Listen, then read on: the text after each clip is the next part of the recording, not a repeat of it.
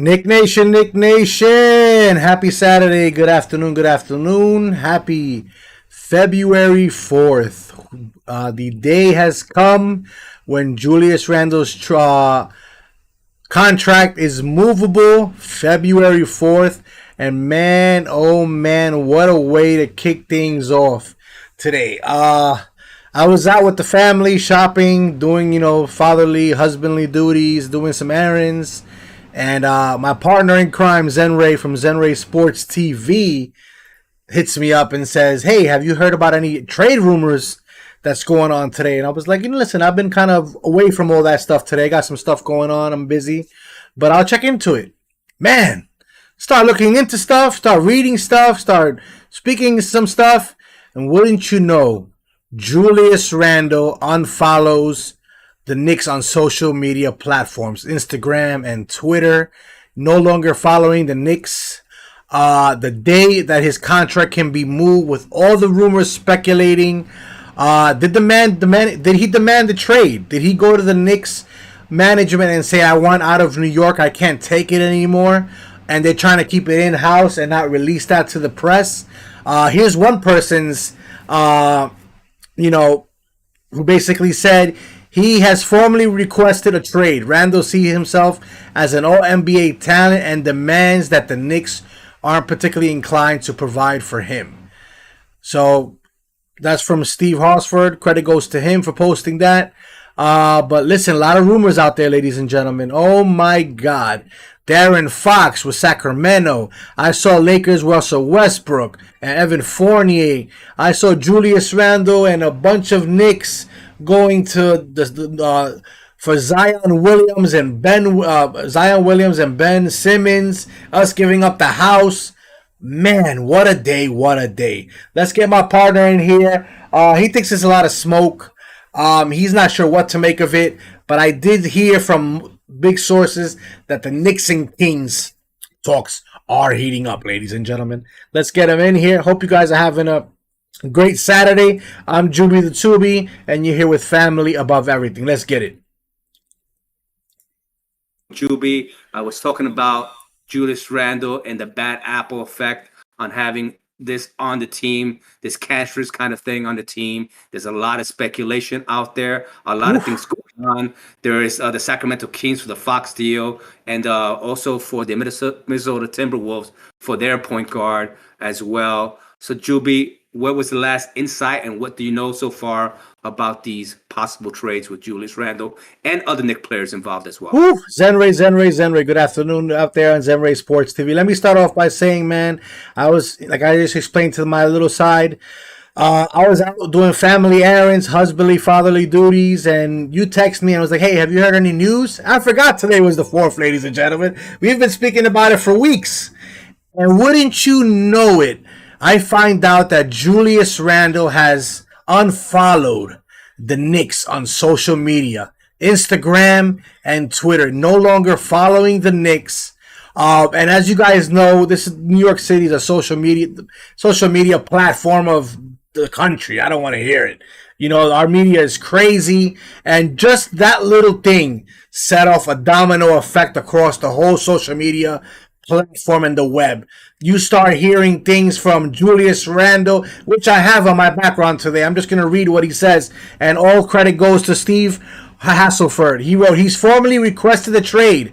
Randle sees himself as an NBA talent and has made demands that the Knicks aren't particularly inclined to provide for him." So, ladies and gentlemen, did Julius Randle in-house quietly go to Knicks management, or the Knicks management go to Julius Randle and say, "Hey, listen, this is what we're doing. We're going to move you. You're not working out here for us." And this was his basically retaliation of him saying, "You know what, I know I'm out of here. Let me unfollow so I can disconnect from all that stuff." And they're trying to keep it in-house and under wraps, because you don't want that star player leaked, that kind of information to be leaked, that your star player has requested a trade, or that you told your star player that you're going to be trading him. That's not a good look when it comes to trade value. So I'm hearing a lot of stuff, Zenray. I'm hearing the Lakers is for Russell Westbrook. That doesn't even include a Julius Randle trade. I'm hearing, besides Russell from Minnesota's point guard, I'm also hearing Karl Anthony Towns. That he's apparently loves Thibodeau and is from New Jersey. And he has, I guess, an assistant coach used to work with him, and he wants to come here. So the sky is the limit right now. What have you heard in particular? I'm just so excited here, man. It's crazy. Yeah, I heard the Towns thing. I don't think that's feasible the way Mitchell Robinson right now is playing. I think it's a lot of rumors being thrown out there. I mean, I sent you something about a 3-team trade: Sixers, Knicks. You scared me. And who was the other team? The Zion Williams team. Oh, yeah, right. The Zion Williams. The Knicks were getting Zion and Ben Ben Simmons, and we were giving up in between those 3 teams, and we're getting another player involved, a defensive specialist. And I think the players that we're giving away were Obi, Quickly, Grimes, and Randall in the deal. I think Kemba was somewhere in there as well. I don't think Leon Rose is going to go there. I think Leon Rose is discussing this with Thibodeau, and Thibodeau is saying, no, this is what I want. This is what I want. He loves his rookies. He loves Burks. He loves some Burks. So if I had to see, I think Campbell is gone, Randall possibly, and Fournier is gone. Burks, I have a strange feeling, isn't going nowhere. That's like his Swiss Army knife. He's not going to get rid of a player right now. I think at this juncture, it seems like the work on Burks is overloaded because you don't have a point guard. But I believe we're getting some kind of point guard in return. This Westbrook thing could be a possibility because you're getting a point guard in return, and we're giving up Fournier, and I think even Burks is in the deal as well. But Randall's still here doing that deal. So I don't know what really is going to happen. But if I know Leon Rose, I don't know him personally, but by his past dealings, he's very conservative. He's into the youth. He wants to get picks back in return. So when you mentioned that Kemba could be had for a second rounder, I believe that. Even though in my mind he's not worth that, but there will be a team out there that he'll attach that Kemba into it, and you'll get back some kind of second rounder for Kemba. So I believe the feasible trade that I mentioned the other day, that the writing was on the wall when the 4th came, was that trade for Fox. I think that's the viable thing because the last resource that I heard that they're in discussions as we speak with the Sacramento Kings. So that Fox trade can be happening anytime between now and Monday, if that's my guess. I don't think any other trades can be valid out there. They're all speculation thrown out because that Fox talk has been happening since last year. And now this year is even heated up because of the play of their 2 rookies. So I see the Knicks picking up Fox if they get rid of Randall, or if they don't get rid of Randall, I see Fournier and Kemba gone and Burks and Randall staying. Well, listen, I'm all for that Fox deal. You know, I'm already on board with that. If Julius Randle does stay, I do see them doing this trade with LA, and I'm going to tell you guys why. We would package Evan Fournier, Kemba Walker, and Alex Burke, and in return, we would get Russell Westbrook, DeAndre Jordan, and a 2024 first round top 14 protected pick. So that's something that the Knicks we only get Russell Westbrook for 2 years. And it doesn't really, will it work? That's another story. You know what I mean? But why I say the Lakers would do that, they get Evan Fournier, who's a shooter right now. Right now, LeBron James is down. They got Carmelo Anthony, who's now is day-to-day, who hurt his hamstring yesterday. And the Russell Westbrook is just not working out in LA. I'm hearing stuff that Westbrook and LeBron just don't mesh well. And he doesn't like, we all know that Westbrook has been tied to New York for years as well. He's a fashion nova. He would love to be here. Now, would that work? That's a different topic for another time. I'm definitely 100% interested in that Darren Fox trade move. That's the kind of move. I mentioned it to you before that Darren Fox reminds me of kind of a Derrick Rose. Not as athletic, but as far as driving the ball, not a great shooter, but can spread the floor, likes to run and gun the offense, likes to move the pace, and likes to break down the defense. And that's what Tom Thibodeau loves in his point guard play. I think you're right. I don't think Alex Burke is really gonna go anywhere. I hate to say this, but I think if you're gonna get back a point guard all-star player and you gotta give up pieces, I see the Knicks giving up McBride, and I don't want them to do that because I think McBride is your next point guard after Derrick Rose retires.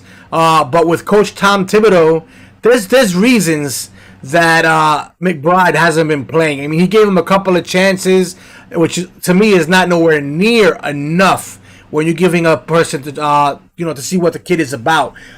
We've gone on here for free Obi, free McBride, free Grimes. Grimes got himself some legitimate minutes, and he's going to be a star player here on the Knicks for some time, and so is Quickly. But the two men out probably is Obi, which I don't want him to go, and McBride, along with another piece. Even Norins Noel, I'm hearing, is being shopped as a veteran package to trying to bring back a point guard here for the Knicks. Yeah, seems like there's a trade that I want to mention that just happened. I think about an hour ago. Oh, the Norman Powell? Clippers acquired Norman Powell and Robin Covington from the Blazers. So things are starting to brew. I think any Knick trade is going to happen anytime between tonight, into Monday, over the weekend on Monday, because of whatever they're grilling over. I think the Knicks still have some time. If I was a bet man, I still think it's a 50-50 shot Randle leaves. I think there's a lot that has to be done with Randle. I think the fans are tired of Randle. I think the media is tired of the treatment that he has provided with the media and not communicating. And when things were well last year, he was open for interviews.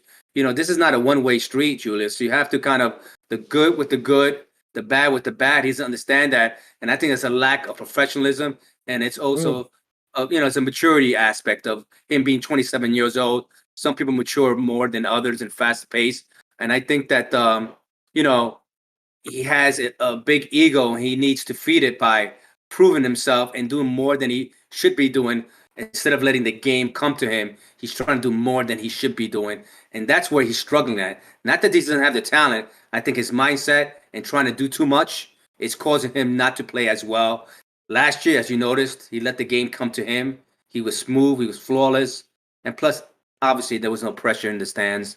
So the first trade has happened about 47 minutes to an hour ago. The Clippers acquired Norman Powell, their sharpshooter, shooting forward, for Robert Covington from the Blazers.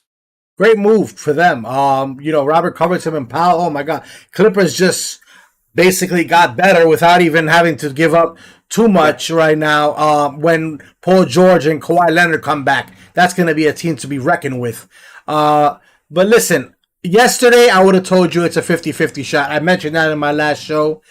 Based on current events and based on him unfollowing Knicks management on social media and the Knicks, I've shifted my percentile to 65 now that Julius Randle is going to be leaving. I'm not going to say 80 yet, although I was going to say 80-20, but I'm about 65%, only not because of just because of what he did today, and I think you hit it on the bullseye. I think Knicks management is kind of fed up. We've heard Tom Thibodeau say that he can't get this man to play selflessness no more, that he doesn't know what's going on with him. Knicks management is having problems with me. I just found out today that he told somebody in the fans a few weeks ago the 4-letter word. I won't say it out here on air, but I didn't even know that. I knew about the thumbs down. I didn't know about the cursing and the profanity. So that just comes to tell you, when you're in New York, besides we joke around and we say you have to have a certain swag, and I don't mean that in a ghetto street way. I'm all about power suit, power tie. There's a certain professionalism, like you said, Zenray. When you work and you're on the biggest stage of the NBA, you need to carry yourself in a certain way. And I think Julius Randle forgot where he was for a brief moment, and I think his professionalism went out the window. And I think he's sorry. I think he genuinely is sorry, but I don't think there's time for repair. The man can start scoring 20 points a game But I think Knicks management already got a taste of what he's like when he falls under pressure and what he can be. And I think they'll be looking to move him for the right piece. And that's only if they get back the right piece like a Fox. Yeah, I mean, there's only certain places Randall can go. Something has to come back in return. No one is going to take in a $21 million, and I think it goes up to 28 the following year. Then it goes up to 30 the following year, and it's last year's option for 32. They can't just take that in. So I think that's why that Sacramento Fox trade or the one in Minnesota kind of works because the numbers kind of work with the contracts with the point guards.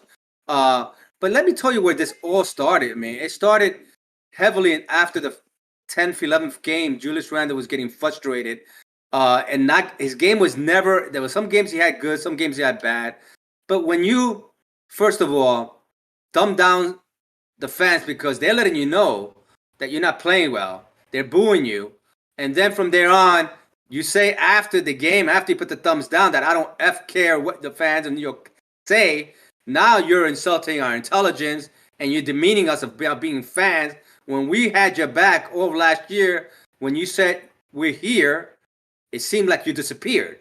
So what happened, he has disconnected himself from the team. Basically, I can show you why.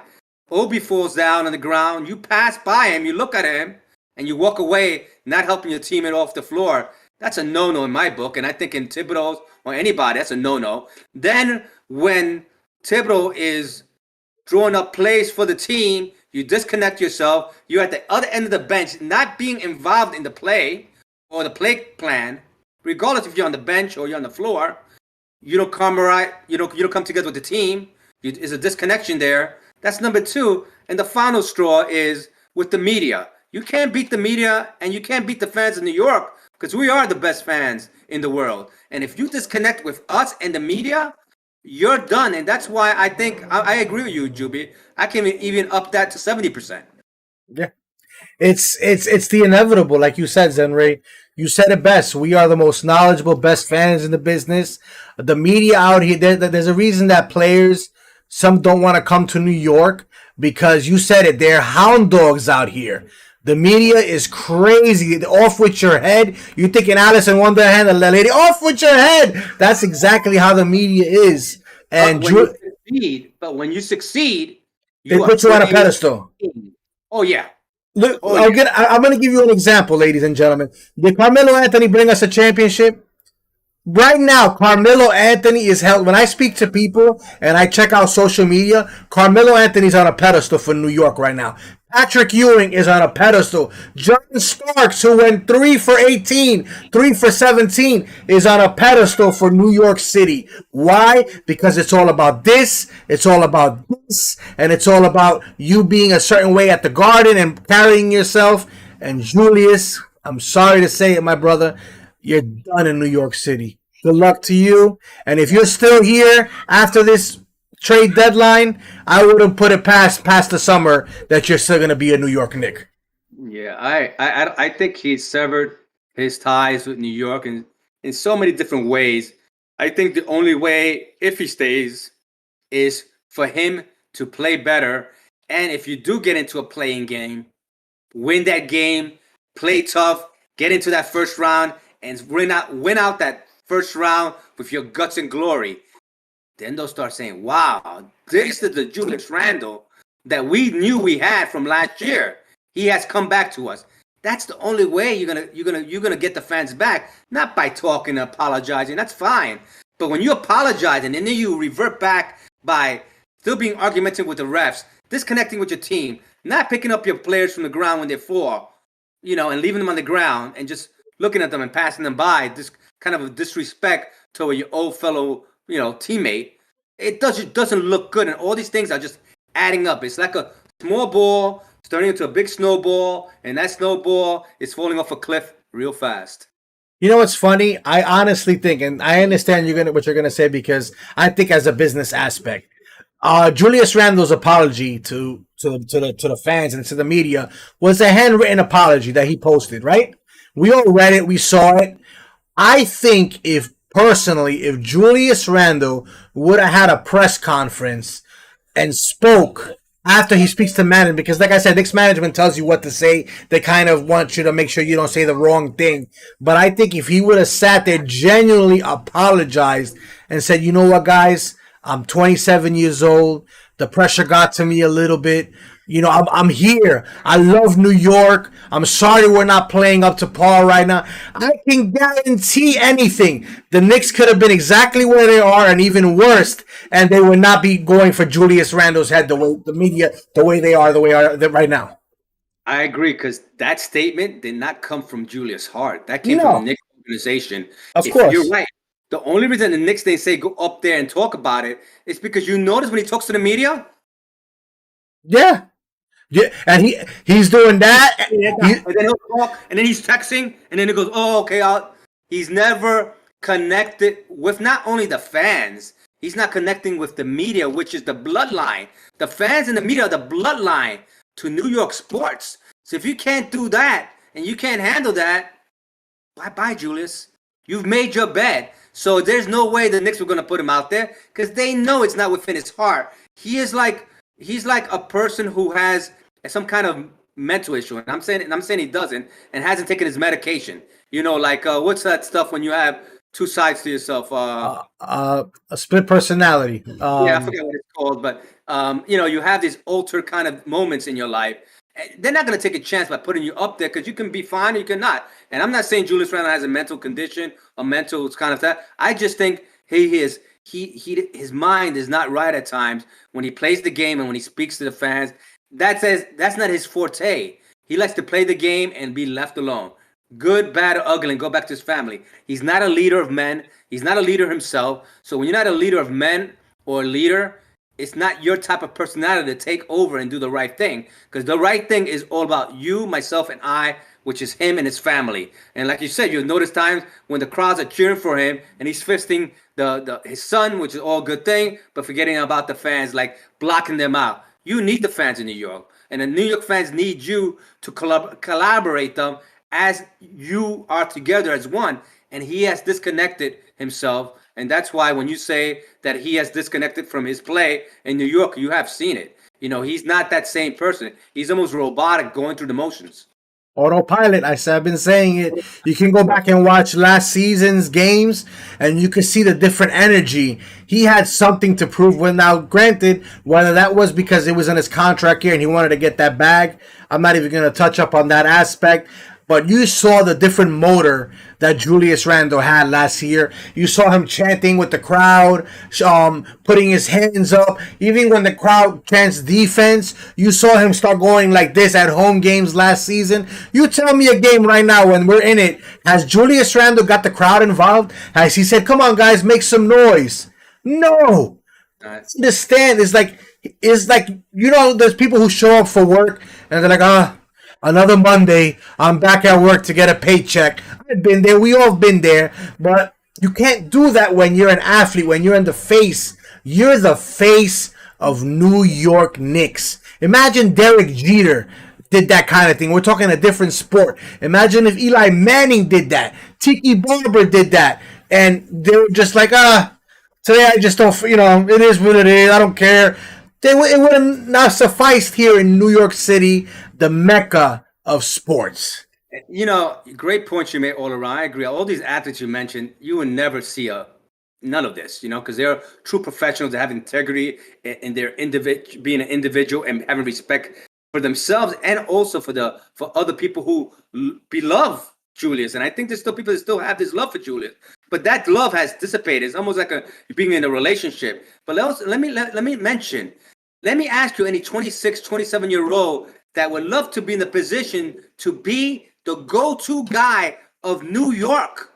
You know how many 26, 27, like guys who are so caught of like the franchise player would love to eat that in New York. And here's Julius Randle, who has his opportunity in his hand. In 10 years, he's going to regret it. He says, I had this opportunity and I blew it because my mental state couldn't handle the fans who loved me. And when I was doing bad, they were telling me that we just approve of your play, and they were booing you. And you could have gotten from those boos back those cheers by playing your game, letting the game come back to you. So he's blowing an opportunity What other franchise is going to go after this and be the go-to guy? There's no other franchise. New York was giving you this in a silver platter, and Julius, you're blowing it all the way. It's just some people can't handle success, so they think I'm not worthy of this, and they just find ways to sabotage and kill their dreams. They're going to end up being on another team after this contract is over. He'll be lucky if he gets a contract like this, unless he goes to a low market team and he dominates in that team. But I think Julius' days are numbered, if not this time around before this trading deadline. If he continues his bad apple kind of interfering with this good-natured young team of the Knicks, if it's not gone within the next 10 days or 8 days or 6 days, he'll be gone next year. It's time to give the keys to RJ Barrett, man. Give the keys to the better Gotham. You know what I mean? The kid is hungry. The kid makes a play, he gets fouled. He's chanting with the crowd. Obi Toppin is doing it. Emmanuel Quickly, for Christ's sake, did a 3-point play the other day. You see him get the fans involved. He's shaking it. They're patting each other on the chest. Julius Randle gets fouled, and what does he do? Kemba Walker, who's on the bench most of the time because of his bad knees, regardless, he's still cheering on the team, picking up his teammates from the floor, tapping his guys from the back, motivating them. Julius Randle is such a me feeling for sorry for himself and having the fans being on him and the crowd, him not producing, that he is in his lone corner, not being one bothered, like this feared kind of person that, no, I don't want nobody to bother me, please leave me alone type of thing. And he's in this small little corner, and it takes a special mentor of him, and he speaks about Kobe Bryant all the time. Kobe Bryant would never ever. Julius Randle, don't you ever mention Kobe Bryant.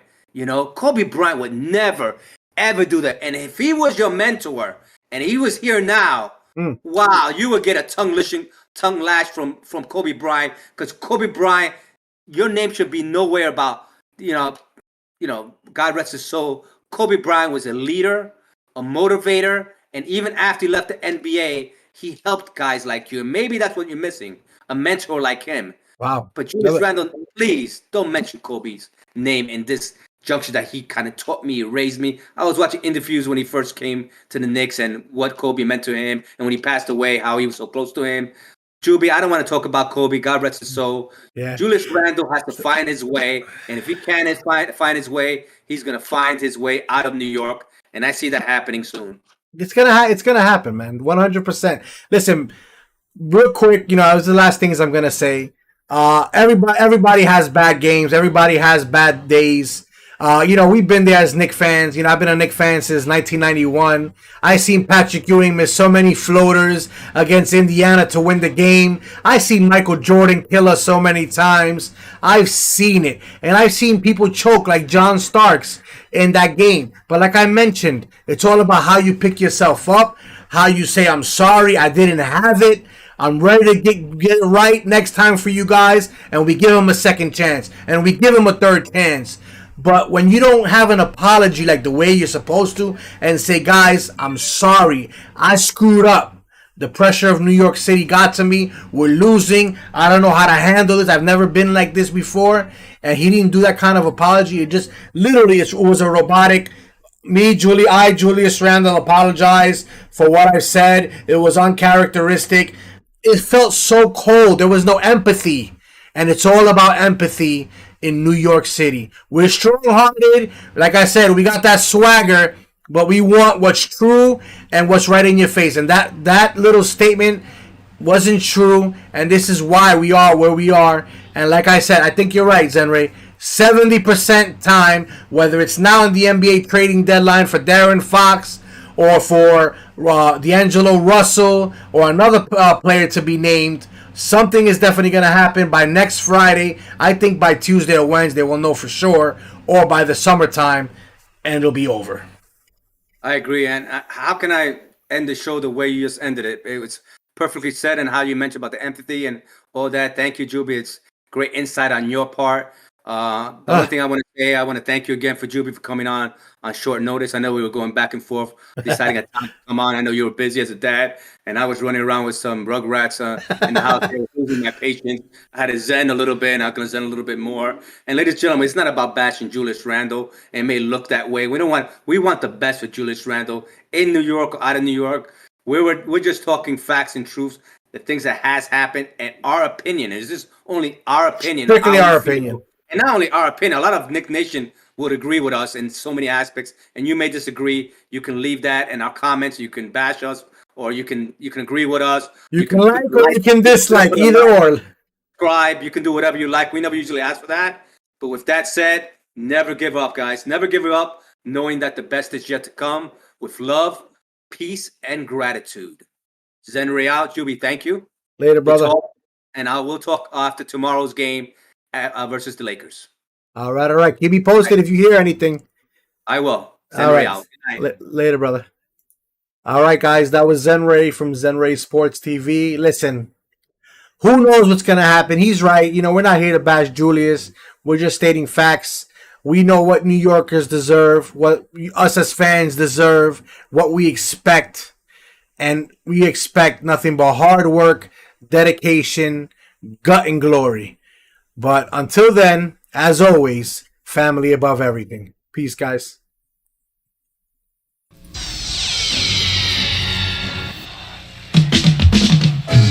We are the New York Knicks. We are the New York Knicks. We are the New York Knicks. We are the New York Knicks. Say go New York, go New York, go. Go New York, go New York, go. Say go New York, go New York, go. Go New York, go New York, go. We're back on track, here we come. League is done in 21 and the Knicks are on a run. And I'll tell you with tips, we have bitchin' what's to handle. With Barrett, Bullock, Burst, and Randall, it's a Knicks and we're taking back our place. Everyone's gearing up with a mask on the face. The guard's going crazy and they're doing it for a reason. 21 is the Knickerbocker season. You better believe the Knicks got all that it takes. We're shooting 3-pointers and we're running fast breaks. If your defense makes a mistake, then BAM! Robbie Duncan's in your face. This is a team you don't wanna miss. We are New York. We are the New York Knicks. Go New York, go New York, go! Go New York, go New York, go! Say go New York, go New York, go!